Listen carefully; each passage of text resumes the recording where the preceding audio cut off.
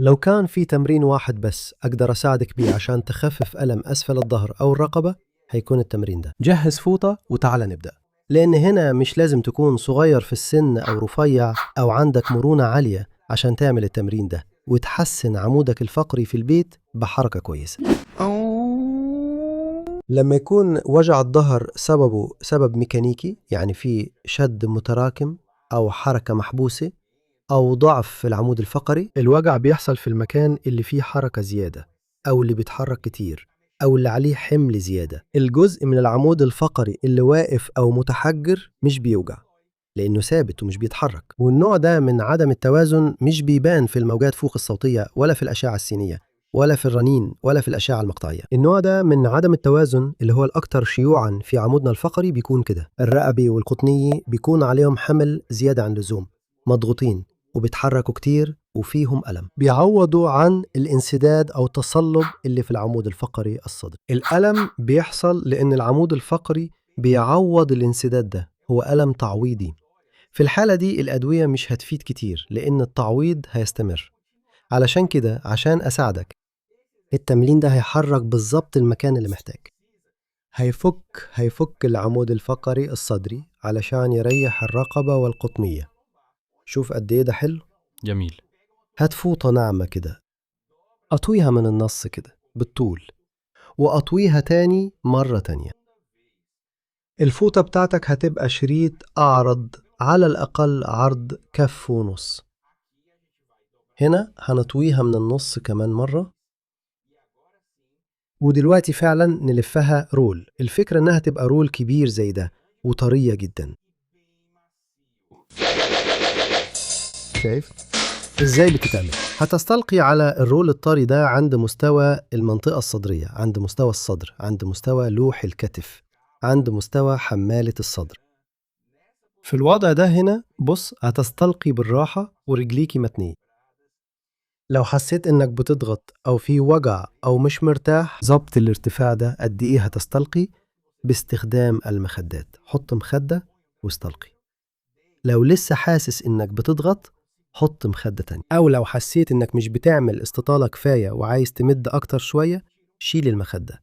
ظبط الارتفاع باستخدام المخدات علشان تقدر تستلقي وترتاح على قد ما تقدر من غير خوف ومن غير ألم. ماشي؟ خلينا احطه هنا، انا مش محتاجه.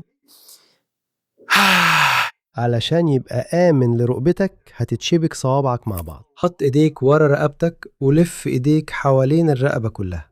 ماشي؟ مش لازم كوعيك يلمسوا بعض قدام، ده بس علشان تحمي الرقبة. نام على ظهرك بهدوء وحاول تسترخي على قد ما تقدر. هنا هتحس انك بتفك الضغط وبتعمل استطالة وبتفتح مفاصل العمود الفقري الصدري. بهدوء احنا بنفك وبنشيل محدودية حركة العمود الفقري الصدري.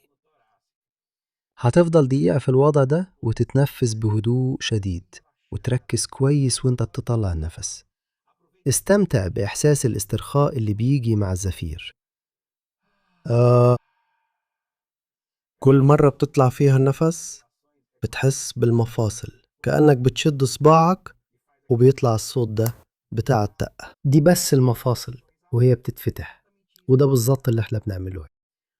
دقيقة مع النفس البطيء جدا، وتركز كويس وانت بتطلع النفس وتركز في الاسترخاء. الجزء الثاني من التمرين هو ببساطة انك تمد رجليك على قد ما تقدر بسهولة وراحة. دلوقتي هتحس ان الشد ده، الاحساس ده بتاع التمدد، بينزل على طول اسفل الظهر، مش بيقف بس عند الرقبة او الظهر العلوي، بينزل على العمود الفقري كله. تاني دقيقة كمان. خد نفسك ببطء وحاول تسترخي على قد ما تقدر. ممكن تخلص التمرين بعد الدقيقة الثانية أو تعمل المستوى المتقدم اللي هو ببساطة ترفع دراعيك لفوق، سيب دراعيك فوق، وهنا هتحس صدرك بيتفتح. هتحس الشد ده جاي قدام العمود الفقري الصدري. دقيقة كمان من الاسترخاء والتنفس البطيء. خلي بالك وانت بتقوم مش بس ترمي نفسك لقدام وتقوم، هتجيب رجليك وتجيب دراعيك بهدوء، هتتدحرج على جنبك، وساعتها بس هتقعد عشان التيبس ده ما يرجعش تاني وتحافظ على حركتك وتمنع الألم يرجع، اعمل التمرين ده مرة في اليوم. بس ممكن تستخدم التمرين ده كطريقة لتخفيف الألم في أي وقت تحتاجه. الفكرة إنك تستبدل مرخي العضلات والمسكن ومضاد الالتهاب اللي بتاخدها لوحدك بالتمرين ده. الخطوة الجاية هي تحسين اللفافة اللي هي الغلاف بتاع العمود الفقري، وأنا هوريك طريقة سهلة جدا تعمل بيها كده في الفيديو ده. كل اللي عليك تضغط هنا على الشاشة، ولو عمودك الفقري بقى أريح وأخف، فكر في حد عنده ألم في الظهر أو عنده مشكلة في العمود الفقري سواء في أسفل الظهر أو الرقبة وبعت له الفيديو ده. أنا هكتفي بكده دلوقتي، أطيب تحياتي وأشوفكم في المرة الجاية.